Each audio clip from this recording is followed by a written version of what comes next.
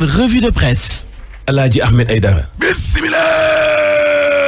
Nit ñaa ngi ca waajtaayu màggal ga de Le Soleil yéene kaay ne màggal Tuubaa gi day waaw jàpp leen ne nag mesures yi nga xam ne waroon nañ ko jël ko ca wàllu wér-gu-yaram googe ak wàllum ndox meeg assainissement nice good fine alhamdulilah Tribune yéene kaay ne moo tax gis nga Bougane Gueye Dany day waaw daal dinay jébal nag lu tolloog ñaar fukki junni kon ak juróom ci ay masque jëmu ju teer ji la Serigne Mountakha Mbacké yàlla na fi yàgg te wér amin ginnaaw ba mu jógee kon ca Daaru Minam googe moom Bougane Gueye Dany waaw daal dinay dem nag ci Serigne Moussa Nawel Mbacké ba lay sa gannaaw ga nag la dem kon ci Serigne Ahmadou Mokhtar xalifuk Daaru Khoudoss l'intellectuel ba mu fa jógee nag la dem ci Serigne Abo ak Serigne Abdou Karim Mbacké ñooy Serigne Fallou ñu gàttandu ko comme ni ñuy gàttandoo buur dëgg la ginnaaw ga nag la Bougane Gueye Dany ak délégation ba tey seeti nag Serigne Moustapha Mbacké di xalifuk Serigne Mbacké Soxna Lo foofu la bokk nag moom gannaaw ga nag la Bougane Gueye Dany mi daal di dem nag seeti Serigne Bassirou Abdou Khadre Mbacké kookoy porte-parole Serigne Touba Tribune yéene kaay ne délégation ba tey Serigne Saliou ibn Serigne Mbacké Soxna Lo ak Mame Cheikh Mbacké Khadim Awa Ba président AES la waaw ak Makor Diong homme d'affaires ak yeneen i responsable yoo xam ne kon ca gëm sa bopp googe lanu ne Walfadjri ne mbas mi day waaw tax na nag ba njabootu kaaleen gi le mosquée omarienne bi anañu ziar bi du am 2021 bi ren de waaw ca jamono jooje Tribune yéene kaay nee na militaires yi nga xam ne maanaam ñoom lañ génnee certificat ca Wakaam ge waaw jafe-jafe bi nga xam ne kon ñu ngi koy dund toroxtaange gi le mbir mi mitti na doy na waar torop dama ne la fanaan nañ kon seen guddi gu mujj ca mbedd mi allahu akbar la ilaha illallah Mohamed Lamine Souma waaw nee na Macky Sall toroxal na armée bu Sénégal nag yow Macky Sall yow day defoon ni comme ci nga xam ne yaa ko fi wutu di président Abdoulaye Wade bu dee général Birame Diop yow moom tas nga yaakaar ca bett nga armée de l'air bu Sénégal bi lée ndaxte armée bi kat kenn mënu koo xar ñaar déedéet benn la ñu mës a ne Mohamed Lamine Souma yemu ca ndaxte nee na day yàgg rek waaye armée bi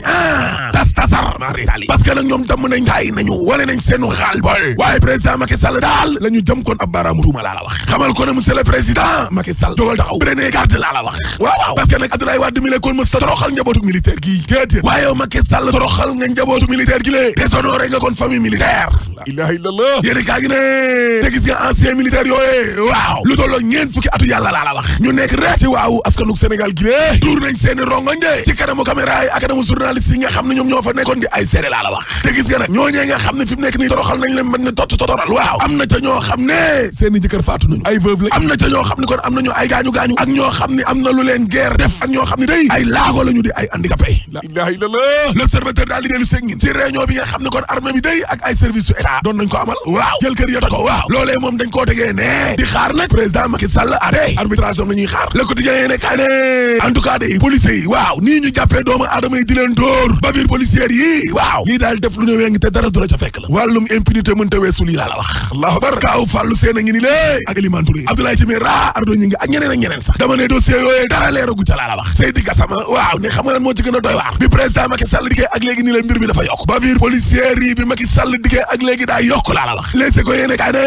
Adja Ndiaye ngi ni caméra woman bu Dakar Actu ba waaw ñaar fukki fan ak benn du yëngu certificat médical 21 jours laa la wax Aly Ngouille Ndiaye waaw moom it xam le ne xanaa xamoon leen ne sama doom policiers yi mës nañ koo dóor en tout cas yaay seen chef réew mi quotidien ne gis nga magistrature armée presse waaw mboot mi nga xam ne kon moom la yàlla defoon ci moom tey nee na mbap les mythes s'effondrent laa la wax yéeni kaa gi ne waaye diggante Mansour Faye mi lé ak Ousmane Sonko doy na waar guerre sur saane dana ne tasar de ñoom ñaar seen diggante fa muy mujj tasar ndaxte Mansour Faye mi lé nee na tey dana jàkkaarloo taskatu xabaar yi tey ji ci suba gi waaw te am na ci ay kilifa yoo xam ne yu mag wax nañ ba sonn ne ko Mansour Faye bul jàkkaarloo journaliste yi mu ne dee dana ko def Walfadjri ne Mansour Faye moom daa mel ni Karim Wade lay toppandoo quoi les écoles yéene kaay ne ak Vox Populi nañu magistrat wu Ndakaaru Ndiaye Diop day waaw ña ngay jàppale nag Souleymane Teliko ci xeexam yi magistrat yemuñ ca la ñuy sàkku kay nag mooy maître Malick Sall ministre de la justice bi la Macky Sall jëlee ko fi way Samba exclusif yéene kaay ne Bakor gi ndong day kenn du ko fi jëlee lu tax parce que conseil d'administration bu Sen'Eau day yaay na leen de séduire na leen de ci liggéey maa la ko wax le tey mooy yéene kaay ne frontière u Guinée bi nga xam ne kon dañ koo tëj ak Sénégal waaw Macky Sall day lalal na tapis rouge seelu da leen jàllo de merloo na tamit Alpha Condé lool Sud Quotidien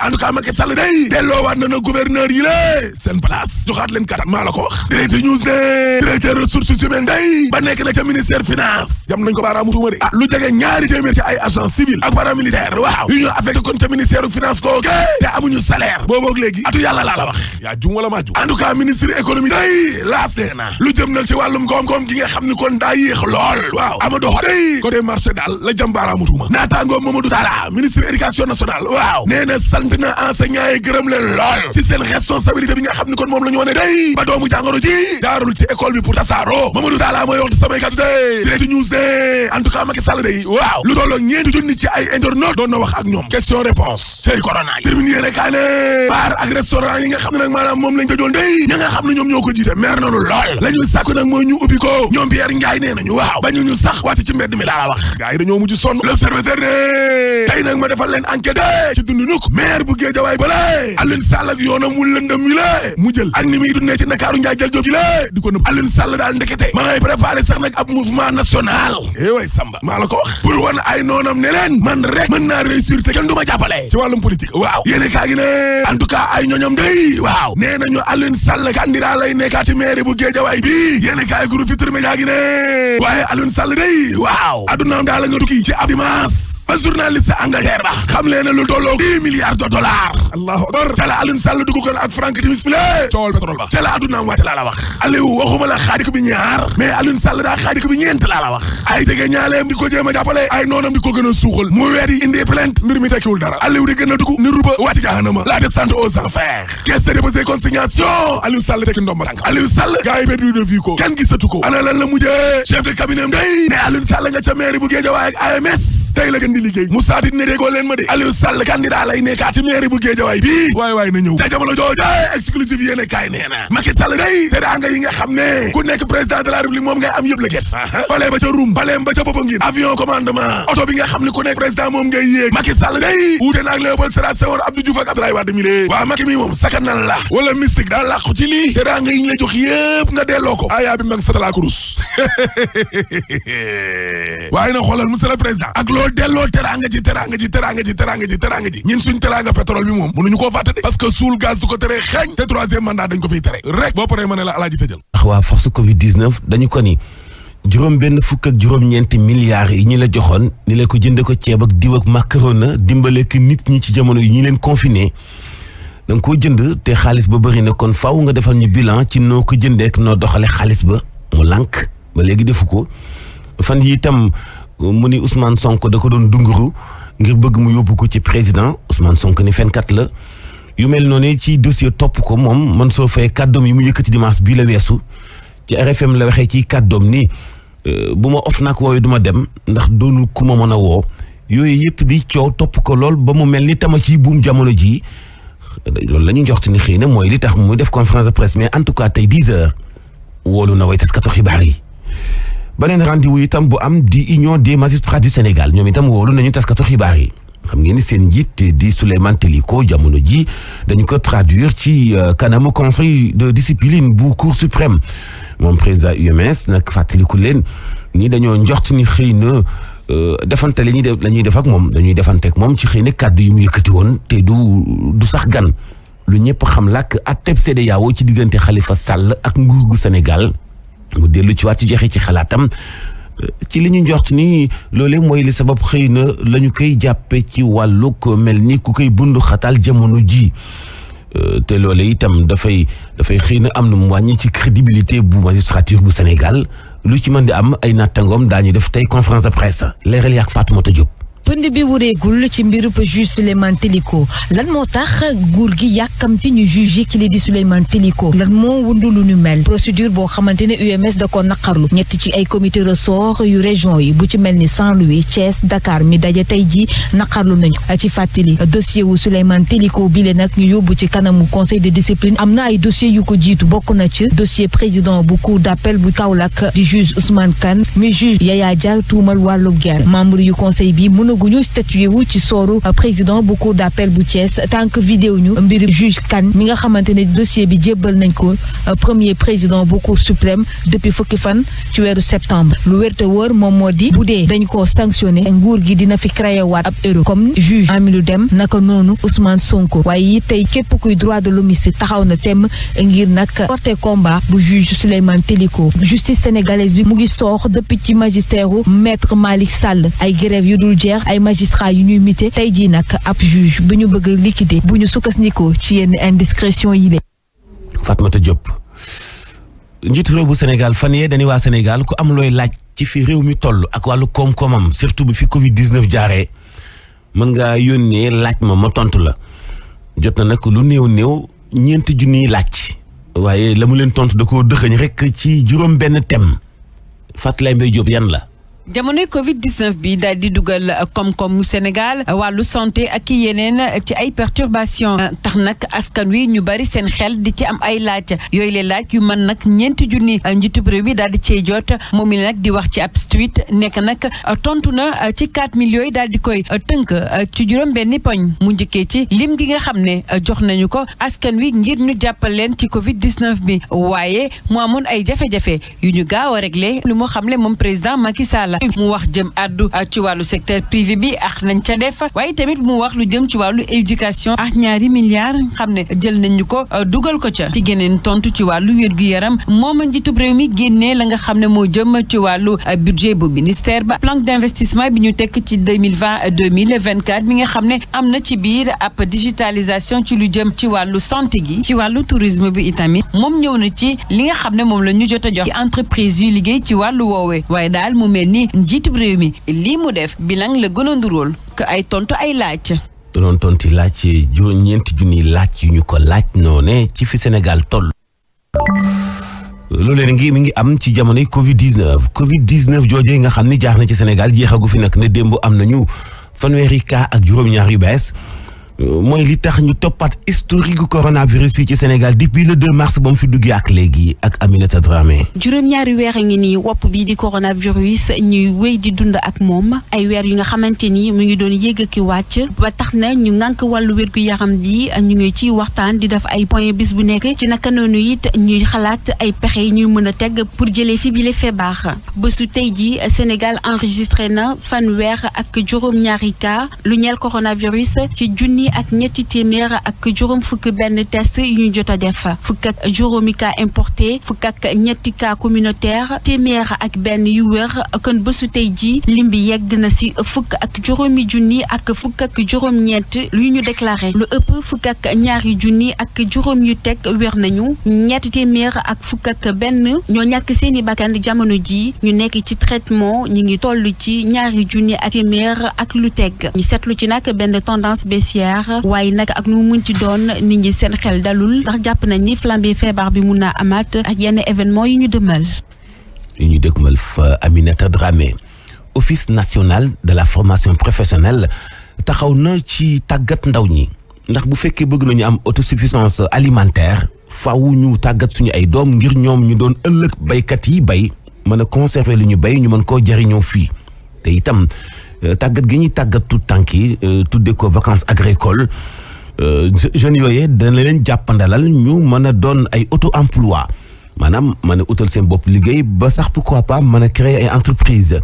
muy ndaje bu am solo bu def nañ ko fële ci diwaanu Bawol ñu fekki fa Abdoulaye Diagne. ngir jàppale ndaw ñi bañ mën a jekkiwaat office national pour la formation professionnelle taxawal seen vacances agricoles docteur Souleymane Soumaré directeur général de l'ONFP. mbay nekk loo xam ni si la ñu war a mun a sukkandiku pour mën a relancer économie bi il faut que ñu tàggat ndaw ñi si la ONFP xalaatee programme bi nga xam ni mooy seen vacances agricoles. noonu junneeg juróomi téeméeri ndaw ñu fas yéene tàggat ci xaralay mbay. tànneef boobu nag dañ koo bàyyi si kilifteefu monsieur le préfet ba ñi nga xam ni ñoo soxla formation yooyu dëgg ñu mën leen a tànn. tàggatu baax na naam waaye fexe ba joxe am xëy moo gën. organiser leen ba nga xam ni bu ñu paree formation dinañu mën a am seen mbiru bopp boo xam ni dañuy produire non seulement pour dund aussi pour jaay pour mun a contribuer ci autosuffisance bi nga xam ni bëgg nañ ko am.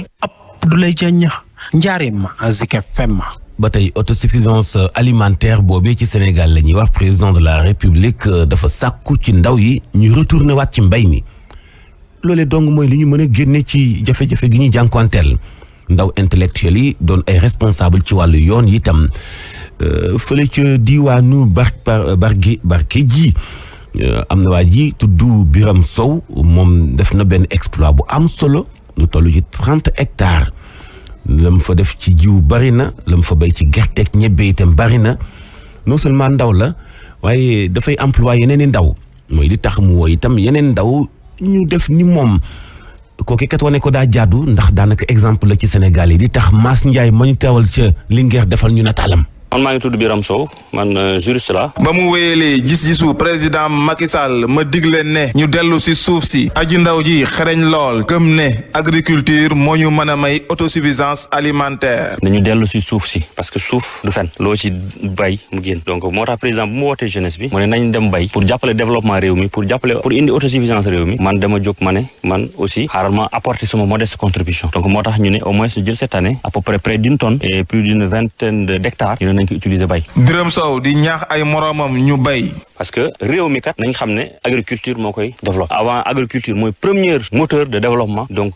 pour ñun Sénégal. muy sàkku ay jumtukaay yu mucc ayib. maintenant nag soxla woon nañ tey état bi peut-être moo mën a jàppale ci loolu bien que am na ay subventions ci matériel agricole bi mais ñun bu ñu amoon yeneen moyen mën a jënd machine yu mag yi machine ay tracteurs donc yooyu yëpp danañ jéem a xool nag nuñ koy mënee am bu ñu ko amee parce que loolu boo ko amee tey ak àll bi tey mën nga def lu bari. tey jile nguur ak Sénégal war naa dooleel ay ndaw yu mel ni moom ngir jàppandal dund gi Linguère Zik FM Mass Ndiaye. Fulum benn dëkk la boo xam ni ma nga ca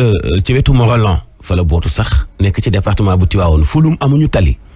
mooy li tax ñu ni yoonu woowee nga xam ni moo dem ci commune bu Ndiaye bopp ak ñaxit foofee ci Fulum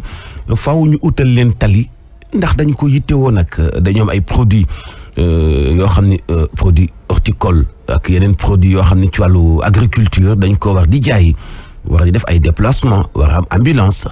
te yooyu yëpp ay doléances yu yàgg la Fulum itam nee na ñu faaw ñu defal leen électrification foofee ci village ba te ay promesse la woon ay promesse électorale depuis 2008 ba léegi tous defuñu ko fa Fulum nga xamante ni bii am naa sax jabaat bu fa dëkk bu nekk la ci wetu Morolan Ousmane Cissé mooy représentant wu chef de village ba mooy dénoncé la dëkk ba ñàkk nañ ko déglu. dëkk bu polarisé presque 10 000 habitants mënul am courant pour ñu naan glace da ngay fay 200 à 250 pour ñu sarre suñu digital dañuy dem ba ci tool yi ñoo am courant ñu ngi adressé président Macky Sall di ko wax ni na wax ak Mandiaye Kébé mu dimbalu ñu ngi koy adressé ministre de l'énergie am na benn dëkk bu tudd Fulum bu nekk région Thiès fukki at ak juróom nii dëkk yi des yëpp am nañu courant ñun ba léegi amuñu courant loolu daal moo ñu metti dem nañu fu nekk fi ñu war a dem léegi daal li ci des mooy ci Mandiaye Kébé la liggéey bi di traîner soo defee président bu déggee lii ak ministre de l'énergie ñu xam ne doomu Fulum tey ñu ngi subir conséquences yu ñàkk courant. Voici Trafic News. Baye Ale. waaw El Hadj. situation dëkk bi. voilà jàppal ne El Hadj fi ñu toll nii maanaam la route nationale xat na lool ay jafe-jafe neen la doxee ko nag nga xam ne moo nekk buntu Pikine célébé yoon bi foofule il faudra beaucoup patienter laata rek ngeen dépassé buntu Pikine ginnaaw loolu aussi nag sur la déviation foofule aussi ça circule au ralenti ay woto yu bëri ñoo fa nekk di am jafe-jafe daal di progressé dooree ko nag nga xam ne moo nekk buntu Pikine cité Sotiba jàpp cité Laba Fall wante nag bu ngeen dépassé rond point bu Laba Fall sur le devoir Laba Fall foofule moom pas trop de complication mun ngeen fa jaaxee daal di wéy seen circulation ci ji rond point bu Seera foofule aussi circuit au ralenti laata rek ngeen koy wër wante aussi mun ngeen fa jaare daal di jël la route nationale rallier directement rond point ba Cambérène foofu aussi xaar leen ko dee lente laata rek ngeen yegg au niveau du rond point Elage. am na benn waay boo xam ni Samba Ka la tudd am juróom fukki at ak juróom daa mel ni bokk na ci ñi dàq jaay yàmbaa ci Sénégal trafiquant bu siiw la nu nekk nag la gars yi def pour teg ko loxo mu tëleen ticc rek waaye ak jàmbaarteeg commissaire bu Mame Diarra Fall fële ci diwaanu Saint-Louis teg nañu ko loxo ci auteur dëkk bi tudd raw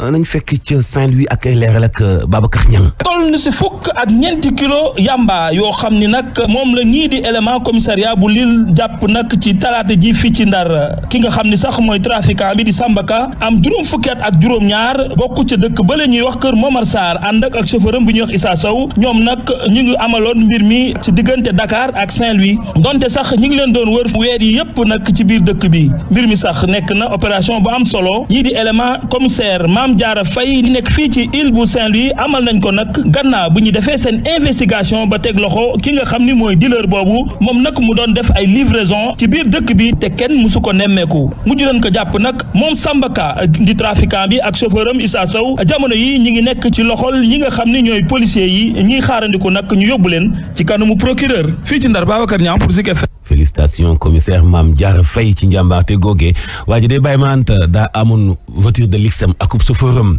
di def ay livraison ci diwaanu Saint-Louis ni mu ko neexee dëkk Kër Momar Sarr tudd Samba Ka 57 ans la am bokk na ci ñi dàq jaay yamba ci Sénégal. Restauration complète ci plage yi nekk fële ca Saly mooy initiative ñi nga xam ni ñoo nekk foofule en tout cas DG bu APIX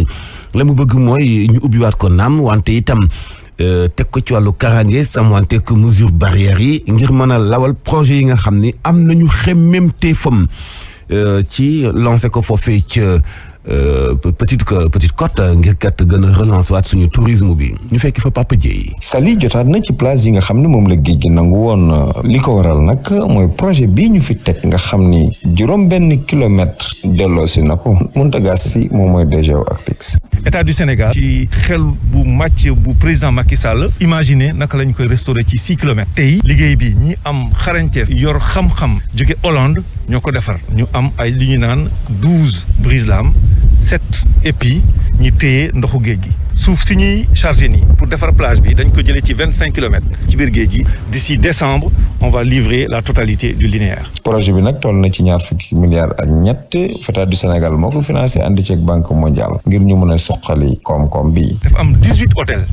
ñi doon opérer fii ñu tëj ñi dox ci wàllu napp gi mooy les pêcheurs amatuñu woon des plages de déchargement tey gis ngeen ni hôtel yaa ngi commencé reprendre acteur pêche bi ñu ngi leen di commencé wax ak ñoom pour xool nag lañ leen di jàppale. maire Saly nag bëgg na ci projet bi. Pape Dieye Saly Zik FM. Donald Trump mooy njiitu réewu Amérique dañu ko testé coronavirus mu positif ci tweetam la ko xamle démb ci alxames ji nii damaa coronavirus mooy li tax confiné wu naa maanaam quarantaine na nit ñi jabaram itam di Melina noonu itam dañu ko testé mu positif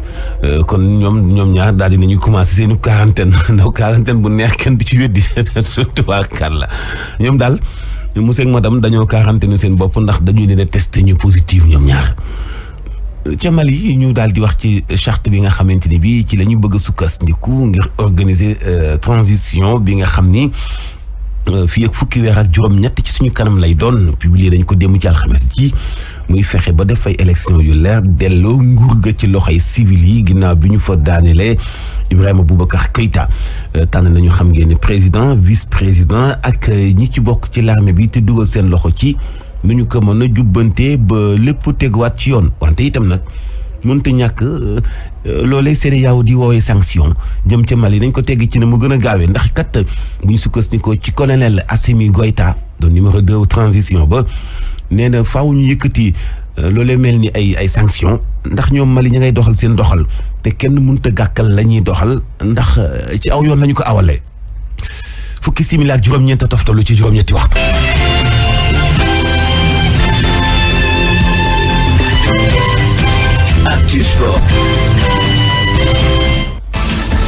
Baye Mante Mbuub la ñuy àndal ci xibaar sport salaamaaleykum. maaleykum salaam El Hadj Mamadou Mansour Diop. Sénégal day footballu xaritoo suñu diggante ak Maroc ak Mauritanie Aliou Cissé woo na ay gaynde ma. waaw woo na ni ki démb nag lu toll ci ñaar fukk ak juróomi gaynde yoo xam ne ñoo war a bokk ci ñaari jogante ak xaritoo yooyu le war a dox nag ci diggante Sénégal ak Maroc bu ci njëkk foofu ci Rabat lañ ko amalee ni ki juróom-ñeenti fan ci weerum octobre gi ñu nekk buñ ci jógee nag fii ci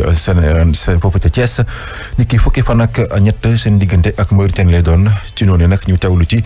bi liste ak kii di sélectionneur bu gaynde Sénégal di Aliou Cissé. Comme vous le savez, le Sénégal joue 2 matchs amicaux. Le 9 octobre contre le Maroc à Rabat et le 13 octobre ici à Thiès contre la Mauritanie. Sans attendre, je vais vous donner les 25 joueurs concernés pour ces 2 matchs. Edouard Mendy, Clément Diop, Pape Cheikh Diop, Lamine Gassama, Kalidou Koulibaly, Salif Sané, Pape Abou Cissé, Ousseynou Ba, Sidi Sarr, Joseph Lopi, Idrissa Gana Gueye, Cheikhou Kouyaté, Krépin Diatta, Saliou Ciss, Racine Koli, Opa Nguet, Sada Choub, Ismaïla Sarr, Sadio Mané, Bambaba Thiam, Famara Diédhiou, Habib Diallo, Boulaye Dia et Bengourou Kamara. Voici les 25 joueurs concernés pour ces 2 matchs.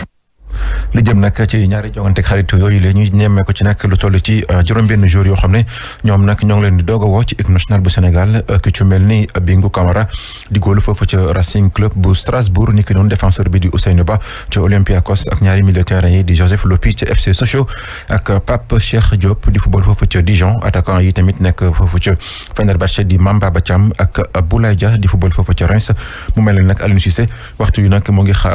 xalaat ngir nag lu jëm ci renouvellement équipe nationale bu Sénégal jëm nag ci effectif bi ci noonu ñu teewlu ci kii di Aliou Cissé. parce que c'était le moment pour nous de voir d'autres joueurs. Joseph Lopi mën nañu wax ne xam nañ ko bu baax a baax ci équipe nationale petite catégorie milieu de terrain bu baax la ni ki noonu tamit Pape Cheikh Diop daanaka même profil la te waxtu wi dafa jot nag ñu xoolaat milieu de terrain bu Sénégal ngir mu nekk milieu bu créatif. Ousseynou Ba soo xoolee foofu ci Olympiakos am na fa taxawaay ku am solo ni ki noonu tamit Clément Diop waxtu wi am na temps de jeu bu doy foofu ci Impact Montréal. Bingu Camara sooy xool ñetti at a ngi nii ñu koy xool bu baax a baax foofu ci Strasbourg te am na qualité dinañu permettre ñu gën a améliorer jeu équipe nationale bu Sénégal. kon ñu nemmeeku ci liste bi tamit teewaayu kii di Clément Diop di góolu foofu ca Impact Montréal ca Canada ak retouru kii di Opanguet di football foofu ca FC Metz kon absence yi nag yu ci gën a ràññee ko bokk na ci kii di Mbaye Niang Keita Diao Baldé ak Alfred Gomis ni ki noonu Abdoulaye Diallo Moussa Konaté Moussa Wagué Pape Alioune Ndiaye ak kii di Mbaye Diagne. ñu wax léegi ci programme championnat européen tey jile ci ngoon. ñu tàmbale ko foofu ci France juróom-benneelu bëccëg bi nag ni ki tey lañ koy tàmbali bu 19h jotee Paris Saint-Germain moo fas yéene dalal ñii di waa Angers ñetteelu bëccëg foofu ci Serie A Italie 18h45 Fiorentina ak Sampdoria bu Gênes lay doon ca Allemagne moom tey jile la ñuy démarrer lu jëm seen ñetteelu bëccëg 18h30 Union Berlin moo ci fas yéene dalal ñii di waa Mayence ci Super League Turquie moom ñeenteelu bëccëg bi ñaari jongante ñoo ci fas yéene am juróomi waxtu Garagousou mooy dalal ñi di Kayserispor Gaziantep ak ñi di Trabzonspor lay doon Hadj Mansour fii la ñu fas yéene nag ndax képp lu jëm ci wàllum xibaaru tàggat yaram. maa ngi lay jaajëfal bàyyi ma antam bu ñu xuus ci xibaar yi. Bon Café ñoo leen di may seen revue de presse. Alaaji Ahmed Aïdara. Bismillah nit ñaa ngi ca waajtaayu màggal ga de Le Soleil yéene kaa ne màggal Tuubaa gi day waaw jàpp leen ne nag mesures yi nga xam ne waroon nañ ko jël ko ca wàllu wér-gu-yaram googe ak wàllum ndox meeg assainissement nice good fine alhamdulilah Tribune yéene kaa ne moo tax gis nga Bougane Gueye Dany day waaw daal dinay jébal nag lu tolloog 20 junni kon ak juróom ci ay masque jëmu ju teer ji la Serigne Mountakha Mbacké yàlla na fi yàgg te wér amin ginnaaw ba mu jógee kon ca Daaru Minam googe moom Bougane Gueye Dany waaw daal dinay dem na ci Serigne Moussa Nawel Mbacké ba lay sa gannaaw ga nag la dem kon ci Serigne Ahmadou Mokhtar xalifuk Daaru Khoudoss l'intellectuel ba mu fa jógee nag la dem ci Serigne Abo ak Serigne Abdou Karim Mbacké ñoo ñooy Serigne Fallou ñu gàttandu ko comme ni ñuy gàttandoo buur